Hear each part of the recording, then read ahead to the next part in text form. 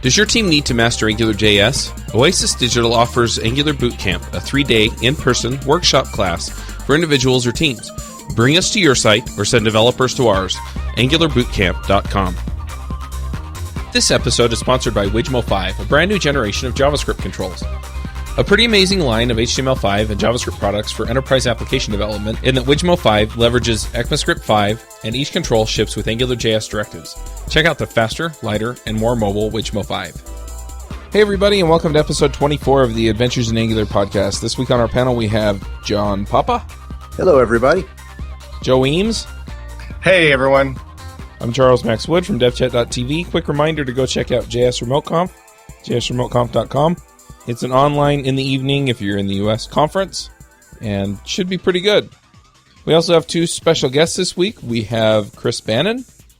Hello. And Bernardo Castillo. Yeah, Castillo is fine. Hey, guys. I thought you were going to call me Bernicio. I was all excited about that. Too bad. It's a cool sounding. That would be a cool sounding name. Bernicio, yeah. And you got to say it with flair, like Bernicio. Bernicio the Awesomeicio. And Bernicio of Wijmo, you must use our components. I was thinking more like Don Bernicio. I've got a special favor to ask. Very respectfully. Yeah. You guys want to introduce yourselves really quickly? Yeah, Bernardo. Oh, all right. My name is Bernardo de Castillo. I'm Component 1 CTO. I've been writing components for a very long time, since ActiveX days, .NET, and now JavaScript. And really excited to be here talking to you guys today. Chris? Okay, yeah, I'm Chris Bannon. I am also at Component 1. I started here as the lead web developer and have moved into product development, where I now manage the web products that Component 1 develops, which includes Wijmo. Awesome. We brought you on today to talk about replacing MS Flash with, Silverlight. Whoa, exciting new announcement. Yeah. They finally did it. They bought Microsoft Flash. acquires Flash. All right. Silverlight. It's very appropriate scream in the background. Yeah, that was a scream of excitement. Woo! That was actually me, by the way. Joe, you scream like a little girl. It's how I learned to defend myself in school. If it's shrill enough, the principal will come running. Who's dying? Well, the attackers have gripped their ears in pain, so. Oh, there you go. So I guess the idea is you can replace Silverlight with Wijmo and Angular, or do a fair approximation of that. The idea really is just giving Silverlight developers some kind of path into HTML5 and JavaScript. We hear a lot of requests for, how do we do things now moving forward, that Silverlight has been, kind of left on the shelf by Microsoft. So, we've done some development on our end, and we just, would like to share our experience. So Chris, you mentioned, using Wijmo and Silverlight and things like that, and kind of giving a path to those developers to what do they do now without Silverlight or Flash. But is that specifically mean Wijmo is only for Angular, or does Wijmo work with any JavaScript? Or can you describe kind of who can use Wijmo and what benefit does it offer them over just plain old JavaScript? Yeah, good question. So, Wijmo is certainly not limited to Silverlight developers coming to HTML5 and JavaScript. Nor is it the only solution, for people doing that. Wijmo is a set of JavaScript controls that we've written to, kind of be comparable to what we've developed in .NET. So, really comprehensive data grids, charts, things that really take a lot of time to develop yourself and can save developers a lot of time. So, we built those into Angular as directives. They also stand alone, so if you want to use them in any other JavaScript environment, you can. And, our end goal is to save time. So, if you're using them in Angular, we have full support for two-way binding when it makes sense. one-way binding when it makes sense. And it's going to feel very natural when you're using our components in Angular. But yeah, like I said, it's not a requirement by any means. So I'm still not sure that I totally get what it is and why it's particularly applicable to Silverlight developers. Okay, so the main thing that I think that we added that was missing from the JavaScript stack was things that already existed in the XAML stack and were missing in JavaScript. The main example in my mind is collection view, for example. So collection view is a really nice way for you to get your data and apply filtering, sorting, grouping, and the concept of currency, current add item, current edit item. All those things, you can obviously do those in JavaScript, but if each person does it their own way, there's no standard, and it's more difficult for components to communicate and for the whole framework to work together. And this is something that existed in XAML. And I myself came from WPF and Silverlight, and I missed those things when I was writing my first JavaScript applications. So I thought, we need something like this, and that's the main thing that I think we bring over that really makes the transition easier. That's what makes it different. And we have iCollection view and on the whole concept, the data side infrastructure. Does that make sense? It does. And just kind of to set the foundations, if somebody were to want to use Wijmo and they go to your site, is this MIT, GPL, Apache? What kind of licensing is there? These are commercial controls. We actually thought about making the lower level, the collection view and those support classes open source. I don't think we've moved in that direction yet. Nobody asked us to do it yet. That's still on the table. The controls are commercial. The infrastructure for now is also commercial. So is there anything that's currently offered by Silverlight that doesn't come either in Angular or Wijmo? Well, Silverlight is a very different beast from HTML5 applications, Of course. There's a whole lot of stuff that we didn't mean to replicate at all. We were very careful to only write stuff that we thought made sense, that was not obvious how to do it in Angular or JavaScript. And the best example is collection view. There's other things. We have an eventing infrastructure. We have a control base class, control templates, those kinds of things that also come from the XAML world. But I think collection view is the best example. It's the most obvious one. And I'd also, kind of like take a step back just from Wijmo, just to talk more generally about, you're a Silverlight developer. You've invested all this time, money, resources into Silverlight. And, you need to go mobile or you need to just, move forward with development. What do you do? And naturally, a lot of people are moving to Angular. So, just helping people see a clearer path. And MVVM is a key part in that transition. Silverlight was kind of built around MVVM.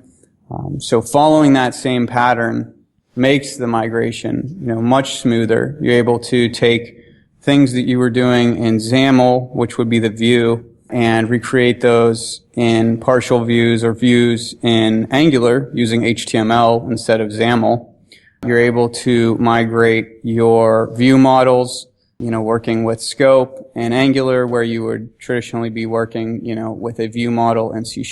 And then a lot of the times, if it's done right, you can use the same backend services. And perhaps Bernardo could talk a little bit about his experience. He took a Microsoft, out-of-the-box Silverlight data service sample and ported that to an Angular application. And the Wijmo controls were just complementary to it, but really the process is what's important in helping developers, kind of move into HTML5 and JavaScript coming from Silverlight. Yeah, I think Chris made a good point there. Like I said before, I made the transition myself from XAML to HTML5. And I really started taking HTML5 and JavaScript seriously when I first saw Angular, because I really love the ability to use MVVM and that rich markup to separate my concerns and everything. But I thought a few things were still missing. And like I said before, collection view was the most clear one. But it was really, there's no reason for it not to be there because it's really relatively easy to do in JavaScript.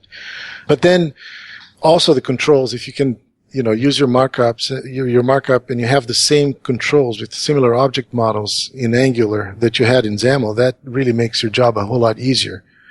And we did decide to prove our concept by taking an existing app. We decided not to create a new one because that would be a little suspicious. We could create something that was too simple or too complicated. So we took an existing Microsoft sample, typical line of business, just a very simple app that illustrates, touches up on the main points that Silverlight has to offer. And we decided to port that. And it was a lot of fun. It was took about 2 hours to port. The HTML5 application is, it's responsive. It runs on tablets and on phones, and it's about 10% the size of the original app. It was a lot. This was very interesting and a lot of fun to do. I think I misunderstood you. You said it took 2 hours to port, but what exactly did you port in the 2 hours? Right. We took the existing Microsoft app. I don't have the name of it here, but it's something like Silverlight Data Application, something. I can give you a link later. And what that does is it hits the Northwind service, loads some customers, and then it shows a UI where you can pick a customer, and then you see the orders for that customer and the dates and the amounts, and you can edit some of that stuff. And it actually shows the requests going in and coming out. So that's the application that we ported. It's a simple app, but it does the main things that Silverlight's supposed to do. It shows binding, shows loading OData, shows using controls, the whole MVVM thing.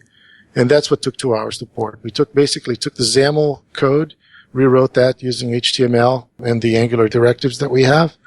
We used, loaded OData into a collection view and just bound that to the controls. It's a very simple app. It's just a proof of concept. But it was fun to do. Is this the app that you have up on one of the videos on your website? I'm looking at the introducing Wijmo videos here. It could be. Let me take a look. Bernardo wrote a whole white paper about this subject. I know that's up on the blog somewhere. I'm not sure about it being in a video or not. It's certainly in our list of samples. We have a bunch of samples there. It's one of those. It's probably near the bottom. Maybe we can get a link to it later and include it for the podcast notes. Sure. Yeah, it's called Migrating from Silverlight. I saw it right here. Wijmo product. Yeah, if you click the Run AngularJS demo, you'll see it. It's a very, very simple app. But gotcha. Okay, so now I see the HTML5 version, it actually looks a lot better than the original one. It uses Bootstrap too. It's nicer UI. And it works in all browsers and takes no plugins, right? Correct. Cool. So obviously you guys went down this road for a reason, and I'm assuming that reason is that there was a market, since it's a commercial product, there was a market for Silverlight, and therefore those people had to do something. How's business overall? I mean, are people moving in this direction? Is the uptake kind of going as you thought, or have there been a lot of questions along the way about things that maybe people have wanted that you guys didn't think about? Or I'm curious how that's been moving. Chris? Sure. So business is going well. We've been in the JavaScript market now for 5 years. We just had an anniversary. So just some background. We first started building JavaScript components as jQuery UI widgets. We kind of decided that we needed a new front-end library to complement our ASP.NET controls. So we chose jQuery UI as the framework. We built a bunch of widgets. And we kind of took a step back and said, hey, they're good on their own. Why don't we release this as a product? We did that. We had success with that. And we ended up wrapping those widgets in Angular directives. And it was kind of an afterthought, because Angular came along after we had developed those. So it was, to be honest, a little awkward. You're taking something that exists and kind of shoehorning it into another framework. So that it was a much more successful product, I would say. So what are the common struggles, or what are the common struggles that people have making the switch? I think is probably what John's after. The common struggles of, people going from a Silverlight environment to HTML5 are probably that they are missing a framework that kind of gives them a very clear path of how to develop and where to develop and what to do, how to organize things. I would definitely say that's the biggest one. And then the other is probably working with data. And that's what Bernardo called out earlier with collection view being a really critical piece to have in JavaScript that you would normally have in .NET. So looking at some of the examples on Wijmo 5 on the page, one of them is actually an Ionic something or other expense tracker. So these actually work in the Ionic framework for building hybrid applications? Yes, the controls we built they're standalone. They have zero dependencies. And, that's why I kind of brought up our history is, we first created things built on top of other frameworks like jQuery UI, and this new product we have is just completely standalone and independent. No dependencies even on jQuery, so it's very lean. And it is, targeting modern browsers where other products, targeted very old browsers. So when we did this, we also kept in mind we wanted to be friendly to other frameworks. So you could just plug into things like Ionic. We could plug into things like Angular. And it just so happened that our Angular directives, work flawlessly in Ionic. So that was just like kind of an added benefit to having all the Angular directives built in. And we love Ionic, by the way. I mean, it's just a stellar framework for making mobile hybrid applications. And we even liked making web applications, even though it's not officially supported, but it's really nice for making mobile web stuff as well. Well, it seems to me that it makes sense to, you can essentially build in your data model, however you're going to manage that, using the HTTP service in AngularJS, and then the rest of it, you just, your visualization for the widget, whatever it is, a chart, table, whatever, looks real nice. You can use that on your website, and you can use it on your mobile app if you're building a hybrid app with Ionic, and you don't really have to change a whole lot. Yes. Yeah, and that brings up another point, which is directives. Directives in Angular, even though they're probably one of the most awkward APIs I've ever worked with, the end result is really powerful. What? Yeah. So, Bernardo can talk more about this, but from my perspective, those are something that any company can really benefit from, starting either their own directives or at least using other directives provided. We work with some really large customers here, and almost every one of them wants to build up their own internal official framework of UI components that they can use. And directives are an outstanding way of having a small team or a separate team make those and hand them out to all the developers that they can use. So they can be business components, like if it's a financial company, they can make, a stock chart that has a very limited API and it meets a very specific UI criteria, and they can just expose what their developers internally need. That's a very powerful concept. It's now coming in HTML5 with web components and custom elements, but it's something here now in Angular. And I feel that that's a huge opportunity for companies to invest in. Yeah, it's definitely nice to have that go-to set of tools you just, pull in. I need a pie chart, and we just know how to do it because we're used to doing it that way. So what's the best way for somebody to get started with doing Angular and Wijmo? Well, the best way would just be to probably visit the site. And under the demos section, we have these 101 samples. So, for example, FlexGrid 101, which is just like a getting started tutorial that walks you through the most basic scenarios and then starts adding to it, like, you want to data bind a grid and display information. Then maybe you want to add filtering capabilities to it, editing capabilities. Those to me have been really helpful. I've seen tons of customers really get a grasp quickly on, how things are structured, how to get started, and how to start modifying things to their liking. So what do you see as kind of the future of this suite of tools, AngularJS plus Wijmo? Are there things you're looking at adding in the future? Are there directives maybe that you might add in that, do different things that you don't currently have? Or is that more along the roadmap of just Wijmo itself, and then, obviously we're going to add directives for this? Bernardo, would you like to talk about the roadmap, how you see it? Oh, sure. Yeah. We plan to do both things. One thing is Wijmo is still relatively new. We released version 5 in October.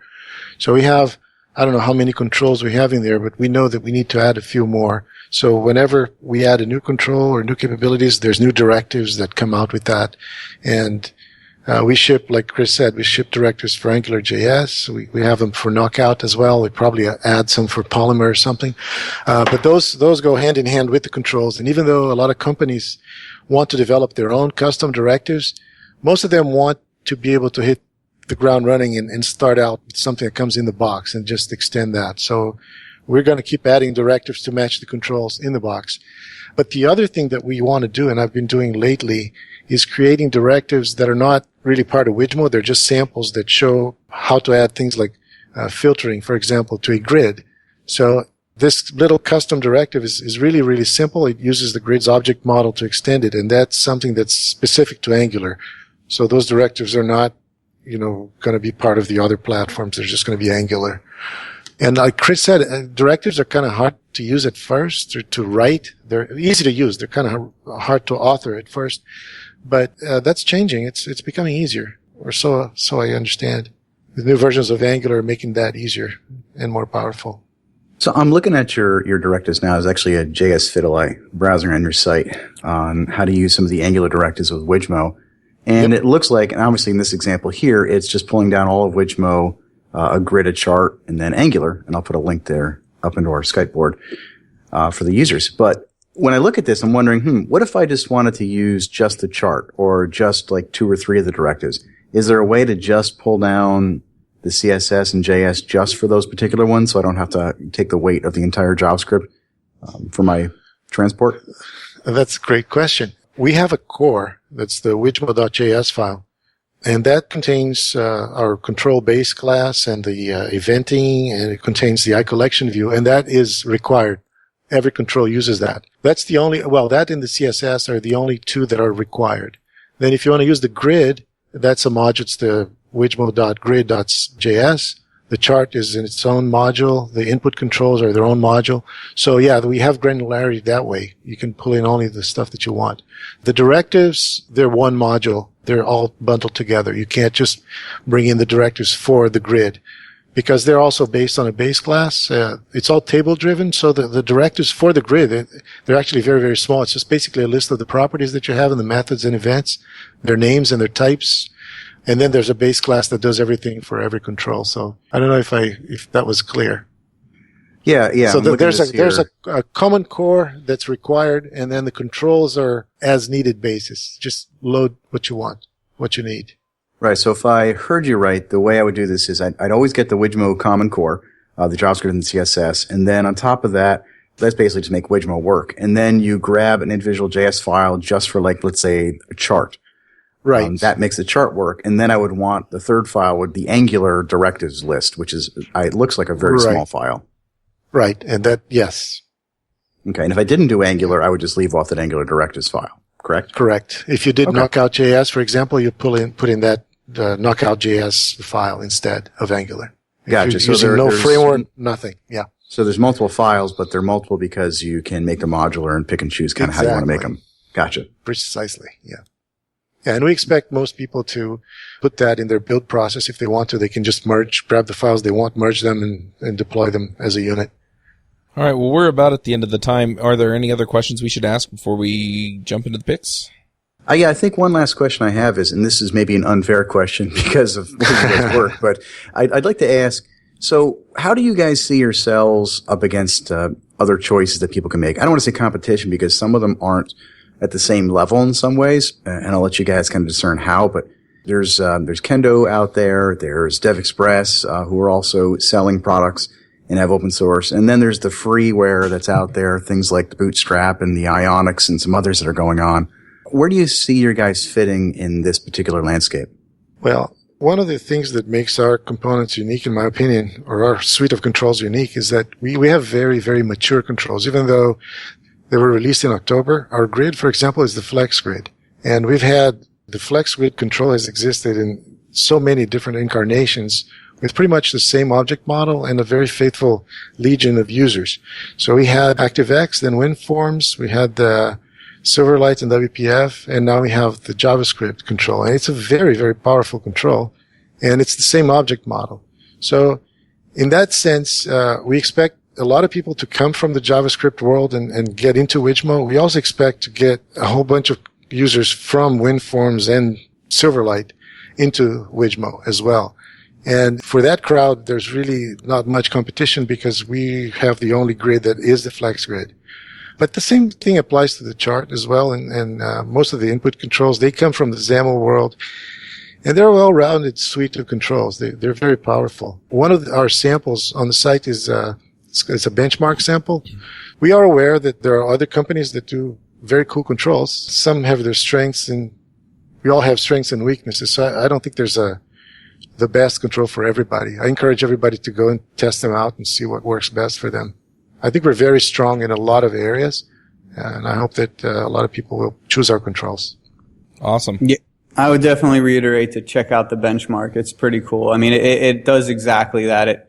You can load in, 1 million records, 500,000, 10,000, and you can compare our grid, even with our previous jQuery UI grid that we had, and you can compare it to NG grid, I believe the Kendo grid, and there's a couple others in there, just so you can see how the features work and performance works, and, decide for yourself. Yeah, and like Chris said, it's not all about performance, even though I'm very happy about our performance, but it's also features. How do you expect the grid to work? How do you expect a selection to work when you drag your mouse, to select a range of cells? Not all grids do the same thing. Some do very interesting things. Some do boring things.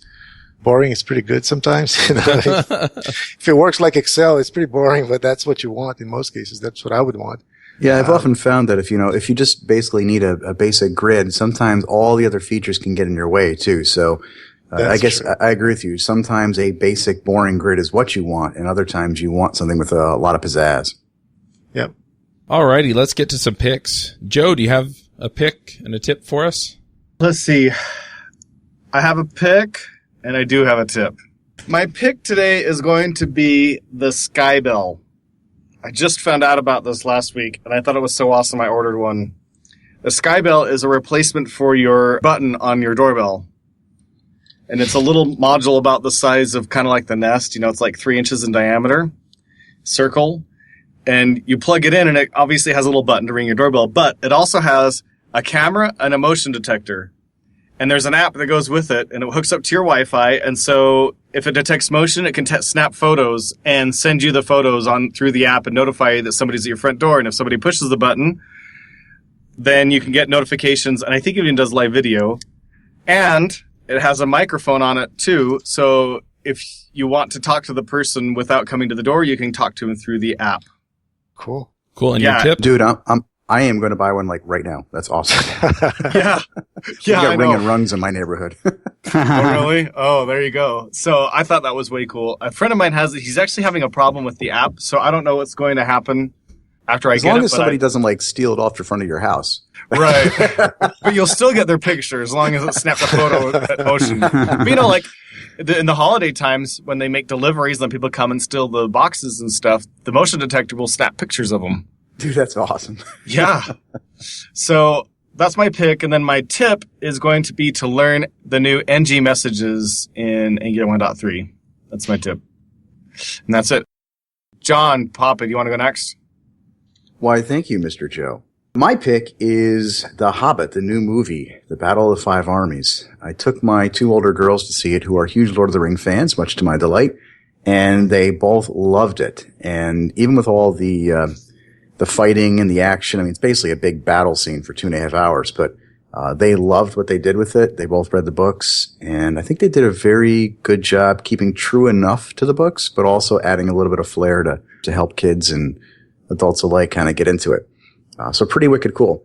And then my tip is going to be in the same vein as Joe. I've been playing a lot with a new module in Angular 1.3 called NG AiA.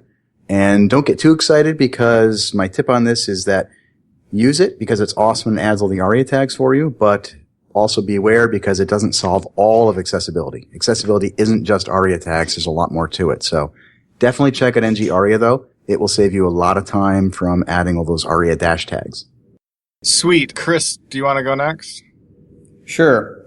So my pick would probably be Minecraft. My 7-year-old daughter and I play it together all the time. It's something great where you can sit down and still do some gaming, and it's kid-friendly, and you're building and creating things. So I've been enjoying that a lot with the kids. So that's my pick. My tip would be to write your first directive. So take the time and write a directive, and even if it's a simple one, just so you could see how reusable components work and see if they can save you time in the future. That's awesome, Chris. It's actually a good place for me to interject in and do a little self-promotion. My course on Angular directives has just been sent into Pluralsight to be published. Should be published within like a week of this podcast coming out. And it's 3.5 hours on how to build directives. Sweet. Yeah. Bernardo, want to go last? Sure. I just have one, something that I was just browsing the other day, and I found this natureofcode.com/book. I don't know if you guys have seen this. I love physics. I love JavaScript. I think it's definitely worth a read. It's very, very interesting. Natureofcode.com. Cool. I'm going to check that out. Awesome. Well, Chuck had to step off, so that'll be it. Thanks, everybody, for listening, and thanks, you guys, for showing up. We really appreciate having you on the show. It was a great episode. Oh, Thanks a lot, guys. This episode is sponsored by Mad Glory.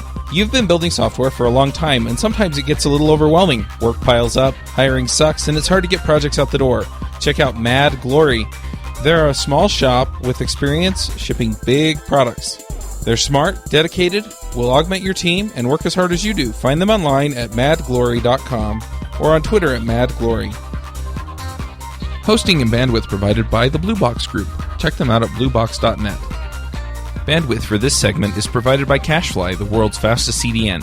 Deliver your content fast with CacheFly. Visit CacheFly.com to learn more. Do you want to have conversations with the Adventures in Angular crew and their guests? Do you want to support the show? Now you can. Go to adventuresinangular.com/forum and sign up today.